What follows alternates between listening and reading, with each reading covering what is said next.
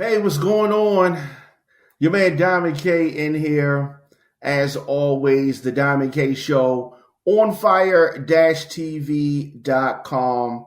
As you probably know, OJ Simpson recently passed away.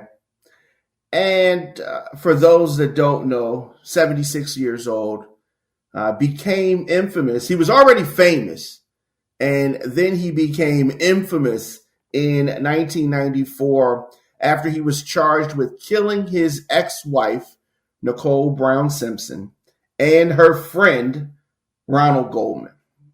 So those of you that remember this case, it took over everything that was happening at that time. It dominated the news. It dominated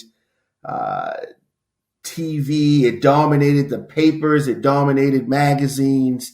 It was an ever-present thing in the early 90s. So there was this 8-month nationally televised trial that was one of the highest profile criminal cases in American history, modern American history. So before the deaths, the former running back spent 11 seasons in the NFL, playing only for the Buffalo Bills and the San Francisco 49ers. After that, he went into advertising, doing commercials, acting in movies and the such. And he was beloved. He was one of the biggest, sports guys. His endorsements, crazy amounts of money he was getting for endorsements. And he was the first black athlete to have those high profile, big number endorsements. OJ Simpson was a big deal. Now, there was a death of 2 individuals. So you never want to lose sight of that fact. So OJ Simpson was acquitted of the charges that were brought against him. Now, I can't think of any other, high-profile case where someone that was black was charged and acquitted of these murders like this. I can't think of another high-profile case like this. Now, there have been many high-profile cases where individuals other than black people were charged and acquitted, and never the hysteria that existed, after this OJ trial, after this OJ acquittal. At the time of his death, his estimated net worth was around $3 million. And as I said, that the NFL career, the brand endorsements, his compensation as a sports commentator were his main sources of income. And, I guess you would estimate in today's currency, maybe a sum of $18 million. Now, it was widely reported in 1992 that his estate in Brentwood, California, accounted for half of his wealth. At the time of the purchase of that property, OJ paid $650,000 in 1977 money, and that is close to $3 million. So when you talk about the money and the income that OJ reportedly received, there was money made off of the book. You remember that book, Confessions of a Killer? According to reports, Simpson accepted $600K to claim authorship of the book and to participate in an interview. OJ claimed to the Associated Press that any earnings from biographies he was subject that he was the subject of were blood money. He stated that he'd only been compensated to Did I Do It? Confessions of a Killer in order to support his children and financially pay his debts. OJ was a complicated individual, needless to say. He did not write If I Did It, Confessions of a Killer, the book. The book was written by screenwriter Pablo Fernandez, who claimed that it was based on an in-depth conversation with O.J. Simpson. So, and a screenwriter sat down with O.J., did this long-form interview, and then created the book. Now, Simpson's former manager asserted that Simpson was not engaged in the actual writing of the book. He was not involved in the composition of the book. Now, it has been frequently looked at that OJ was the writer of the book. But understand this. It is not unusual that celebrities, stars, individuals with influence have other people write books for them. This is not strange. This is not abnormal in the least. In 2007, the Goldmans released an updated version of the book that featured essays penned by OJ's ghostwriter, a member of a Goldman's legal team, and other family members. So I'm sure that many of you are aware of the book, but necessarily did not read it. And in the book, If I Did It, Confessions of the Killer, it follows the supposedly hypothetical description of Nicole Brown Simpson and Ron Goldman's murder. It's pretty dark. Now, for those that are willing to take this journey with me, we're going to go down memory lane a little bit. On June the 12th, 1994, Nicole Brown Simpson and Ron Goldman's dead bodies were discovered. They had been stabbed. The two were stabbed in the neck, head, and torso area. Very bloody crime scene. A very horrific crime of passion. Police discovered their bodies just after midnight. OJ was tried for the murders but was acquitted after a long trial. The double murder trial began on January 24th, 1995. And as I said earlier, it dominated media coverage. Dozens of news outlets and reporters covered the trial that was eventually dubbed as the trial of the century. Trial of the century. With the forthcoming trials of many trials, criminal trials of Donald Trump, it still has the title, the trial of the century, but we're going to see what happens.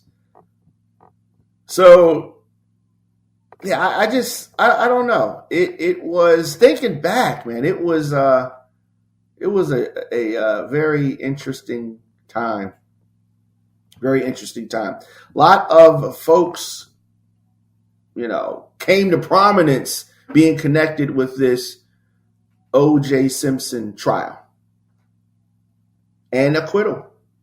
Now, I have to keep saying that he was judged by a jury of his peers and acquitted.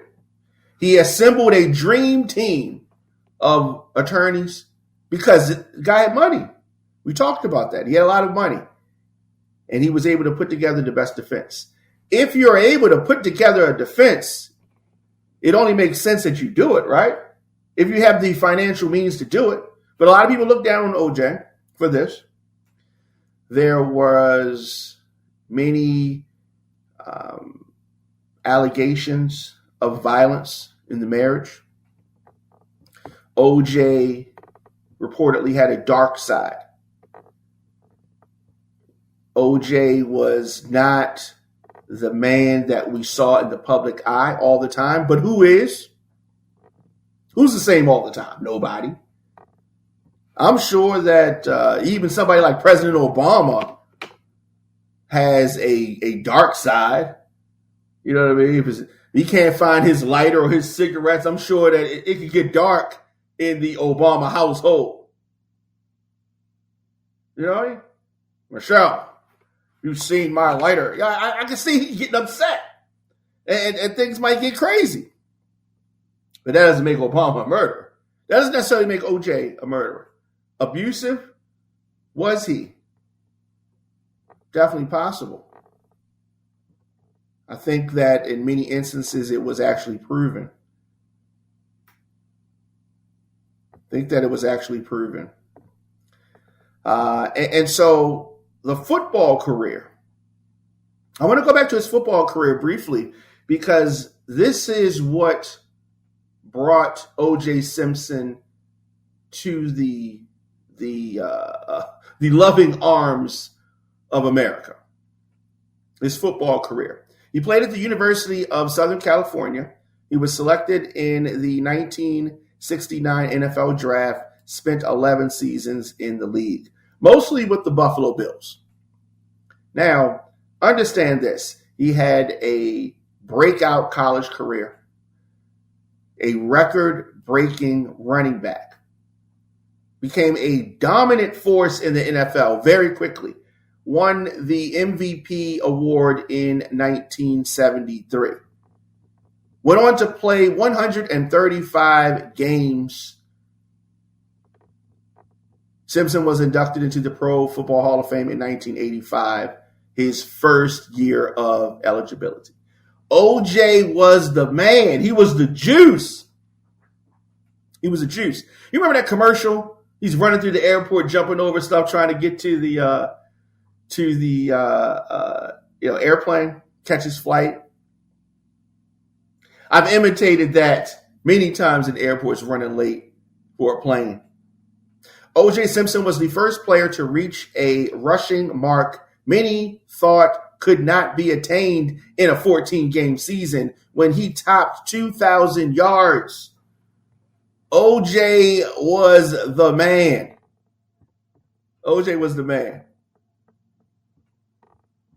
And after his football career on the turf, he was a commentator. He was an interviewer. He was a person that brands wanted to connect with. He did his thing. But as I said, things turned dark. Things turned dark for O.J. Simpson. Things turned dark, I would say, rather quickly. O.J. Simpson died owing $100 million to murder victims, according to reports. $100 million to the families of Ron Goldman and Nicole Brown at the time of his death. So we're going to unpack this. This former athlete divided America. When you bring up the name O.J. Simpson, you have some folks that instantly get upset, feel like this guy got away with murder. This black man got away with murdering 2 white people. Oh, it upsets folks. Now, how many times have we seen white men get acquitted of murdering black people? And there's not that attached to it. You know what I mean? George Zimmerman, the black community is not rocking with George Zimmerman. But it's totally different. The level of vitriol that is displayed at O.J. Simpson. I think that's a big part of the excessive amount of time that he got for going and getting his stuff back in Las Vegas. But we're not there yet. One of O.J. Simpson's former teammates has described how the late star's personality shifted once he entered the Hollywood world. Once he entered the Hollywood world, Bob Jensen, who spent 2 years playing alongside O.J. as a linebacker for USC, said that after this Hollywood thing, his personality just changed. Somehow, some way, something changed in him and he snapped, is what he said. I remember seeing the Ford Bronco being chased by police on the news. You remember that? That was a very, it was just interesting. It was a very slow, high-speed chase. As they called it at the time, they said it was a high-speed chase. And it seemingly went on. It seemingly went on forever. It seemingly went on forever. It was, as many things attached to OJ, it was a spectacle. It was a spectacle. O.J. Simpson had a lot of controversial moments in his life. And in his death, there is still going to be controversy because, as I said, O.J. died in debt. There is a legal battle coming with his estate. And there was a judgment, a civil judgment, in which the families of Goldman and Nicole Brown received or were awarded $33.5 million after he was found liable in a wrongful death lawsuit in 1997. He was found liable. Now, the bar is much lower in civil. Donald Trump has been found liable to be a rapist. But many of the MAGA folks don't look at it like that. Now, these same folks will look at O.J. Simpson being found liable, and say, oh, yeah, he's guilty, guilty, guilty. There is a stark difference in the way these folks are looked at, black and white. No other way around it. There's no other way to spin it. No other way to spin it. So O.J. Simpson still owed $100 million, more than $100 million, to these families at the time of his death, April 10th of 2024, following a cancer diagnosis. That is when O.J. finally was freed. Yeah. Just tuning in, you listen to the Diamond K Show, of course, on Fire TV. You can always check us out on fire-tv.com. And I am here. We're talking about O.J. Simpson, the juice, and how he divided America. How he divided America. Folks look at it totally different. Totally different. Now, I do want to say that interest has caused a lot of the amount of money that he owes to increase. Interest. I mean, it's true. It's true. They've been trying to get money from him. The family did have a win in court, obtaining the rights to a book. This is the aforementioned If I Did It book. The family obtained the rights to that. He was making money off that. They were able to intercept and make some money off the sales of that book. And it was canceled, and then it was later released. It was interesting. O.J. Simpson. O.J. Simpson. Now, the families of the victims, I feel for them. I feel for the families the Goldman families and Nicole Brown Simpson's families. I do. I think that O.J. Simpson probably had something to do with the deaths of these individuals, his ex-wife and some guy. It's possible, but it's also possible that someone connected with Ron Goldman had something to do with it. That's possible. But OJ was acquitted. OJ was acquitted. And a lot of folks say he was not acquitted because of his innocence. He was acquitted because of the dream team that was assembled. They say that OJ was not innocent. OJ was the beneficiary of great defensive attorneys. That's what they say. They say that it was not that he didn't do it, but in reference to that, right? In reference to that, that's what happens.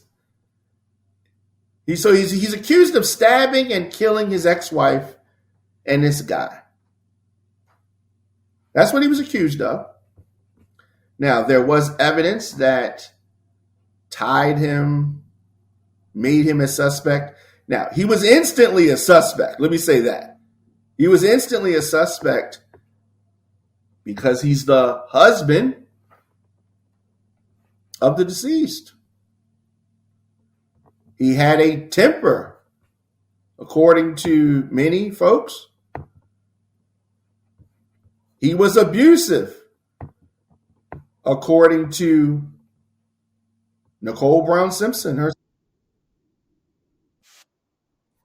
So the police zoomed in on him,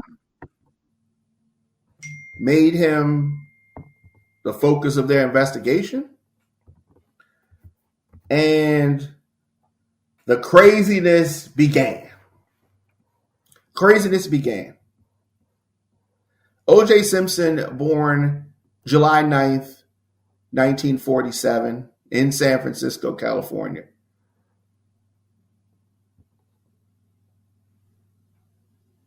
For those that are wondering, O.J. Simpson's brain will not be donated to CTE research. Why am I bringing that up?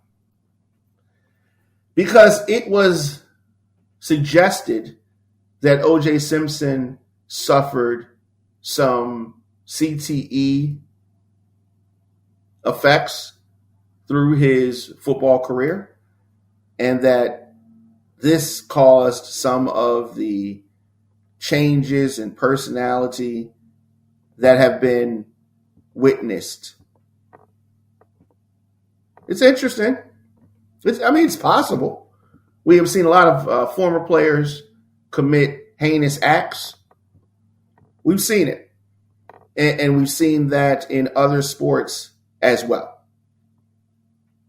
But as I said, the O.J. Simpson estate is going to be fighting payouts. When they mention O.J. Simpson, they say a murderer, acquitted murderer. That stain is on him. Justified or not, that stain is there. The way that Americans, black and white, look at O.J. Simpson, depending on where you sit. O.J. was one of the most hated men in this country because many perceived him as getting away with murder. Now, are Americans so concerned with a guilty man, any man, going free? Or is America concerned with a so-called guilty black man going free? Now, many of you remember the infamous saying, "I'm not black, I'm OJ." I heard recently a spin on that. What do I mean? Many in our community took that statement to mean I'm bigger than a black man. I'm in a whole nother category. And that was an insult to many in our community. But I recently heard a reporter say, who covered the Simpson investigation and subsequent trial, by saying that OJ meant this is not about black or white, it's just about me specifically. And he described it in a way that OJ was not trying to say that I'm transcending or rejecting my race, but I'm just talking about me regardless of my race. It's just about me, right? And many folks can take that, however they want to take it, whether it is something good or whether it is something bad. But the way that OJ has been vilified, understandably, he was accused of murder, vilified by the families of the victims, completely understandable. But the juice, has he got a fair shake? I don't know. But I do know this. I do know that others have been in his shoes, not as high profile.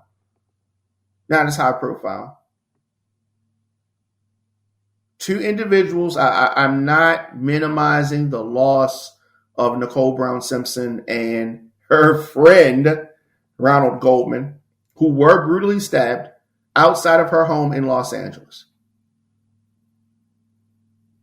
I'm not faulting the police, no matter how botched their investigation was, no matter how racist the individuals who conducted it were.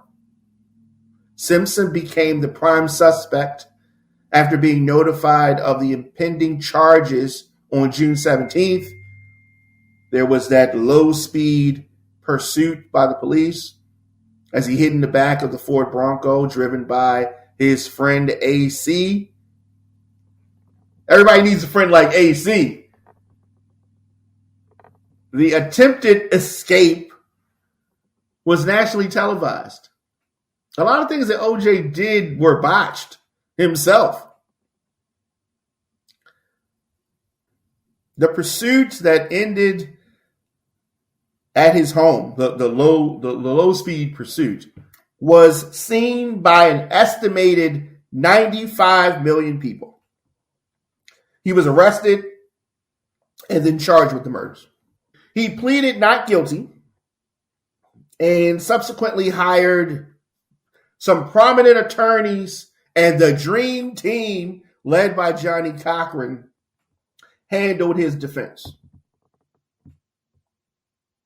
Trial began in January, and the media scrutiny was unprecedented. Proceedings were nationally televised. Millions watched it throughout the day. Now, there are many of these Trump cases that we're not going to be able to see. I'm just saying, a lot of differences. Prosecutors emphasized the domestic violence that occurred prior to and after the Simpsons' 1992 divorce. We've talked about a change in OJ. Former friends acknowledged this change. Friends of Nicole Simpson acknowledged this dark side of OJ. It was an omnipresent thing. OJ's defense was based largely on the grounds that evidence had been mishandled or planted, and that members of the Los Angeles Police Department were racist. Now, that is a very interesting defense. It does not say necessarily that my client is innocent or he had an alibi or these type of things, although that was mentioned. But the focus was on what the police did wrong, as any good defense attorney should do, and that the police actually had motivation to frame OJ. So that's a very interesting defense. We have seen a lot of police officers get off on things. California was a hotbed for this.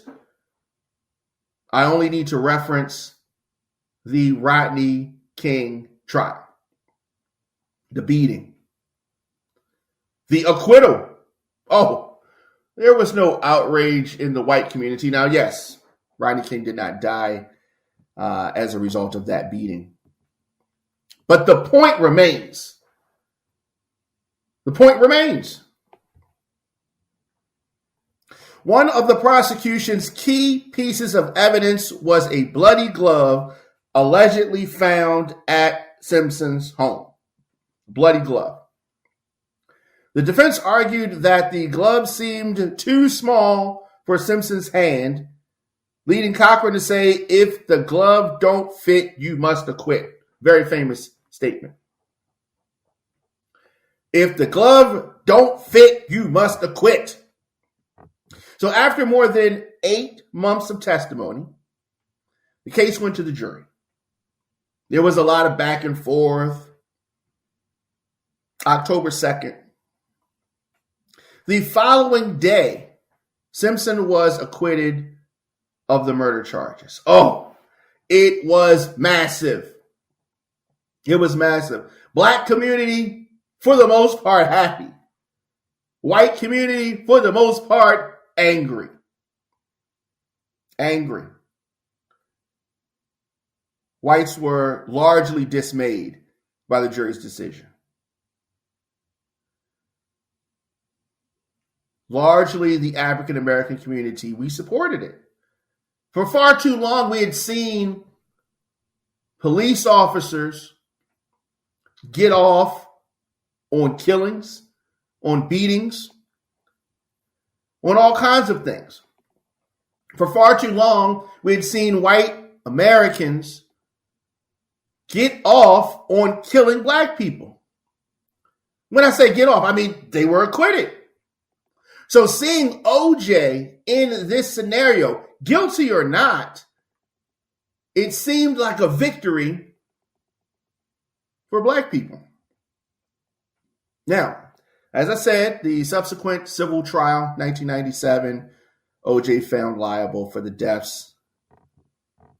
And then there was that Las Vegas robbery, 2007. Simpson was arrested after he and several other men entered a hotel room in Las Vegas, took some memorabilia that Simpson claimed had been stolen from him. It was caught on videotape. OJ was charged with a number of crimes, including armed robbery and kidnapping. Oh, they weren't gonna lose this case. Cochran was no longer around. He could not put together the dream team or a dream team. In October 2008, jury found OJ naturally guilty on all charges. He was sentenced to a minimum of 9 years with a possible maximum sentence of 33 years. He was granted parole in 2017. But America was not happy enough with that. It's not happy enough with that. Ironically, OJ said that he was staying, and this is after, OJ said that he was staying out of California because he felt like he might encounter the actual murderer. He was scared. Oh, yeah. Oh, OJ had some cojones, right? Or he was distasteful. 2023, it was revealed that Simpson had been diagnosed with cancer. And of course, he died the following year. Here we are. So whether you feel that O.J. Simpson was guilty, whether you feel that he got away with murder, he's gone now. O.J. is gone now. Is America in a different place that they were in 1994? In a lot of ways, I say no. In a lot of ways, I say we are still the same country with still the same prejudices, with still the same double standards that we had in 1994, in 1964, in 1864. In a lot of ways, we are still the same. And the death of O.J. Simpson has allowed us the opportunity to re-examine some of these events, to re-examine some of our divisions in this country with regards to race, with regards to class, with regards to the haves and the have-nots.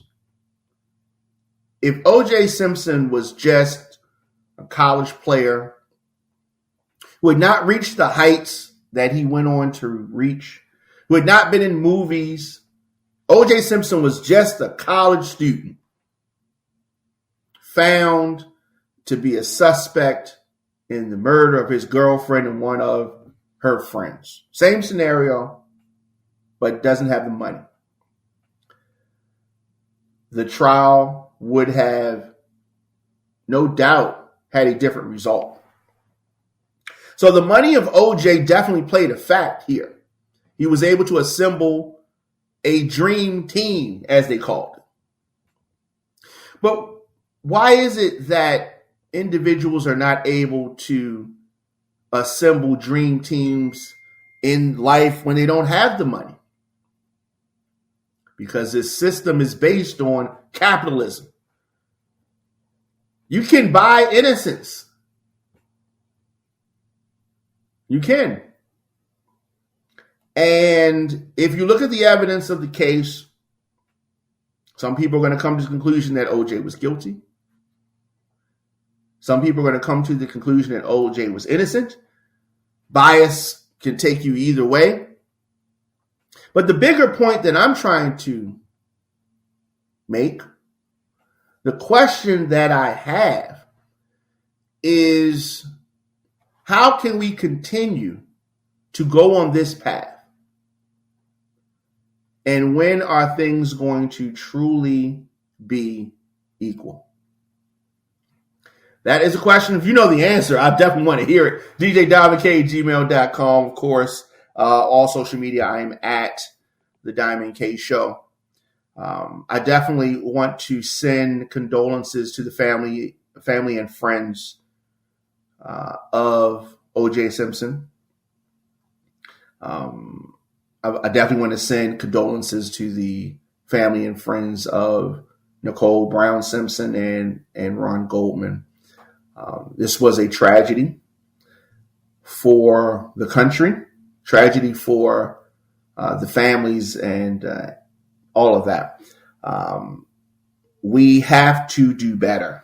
We have to do better. And it's not one button. It's not one button we can push that's going to fix all of this. Not one button.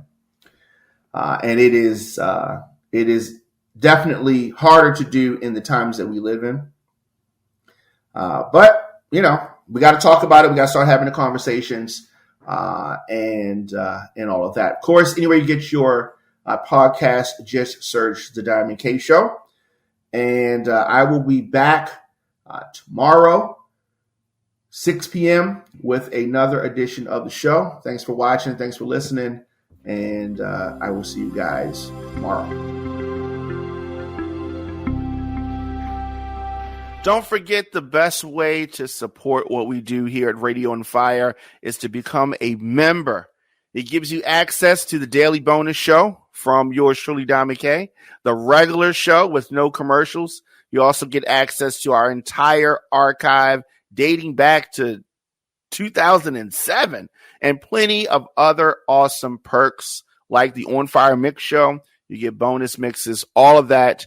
Go to joindiamondk.com. That is joindiamondk.com to get started and continue to help push this independent machine.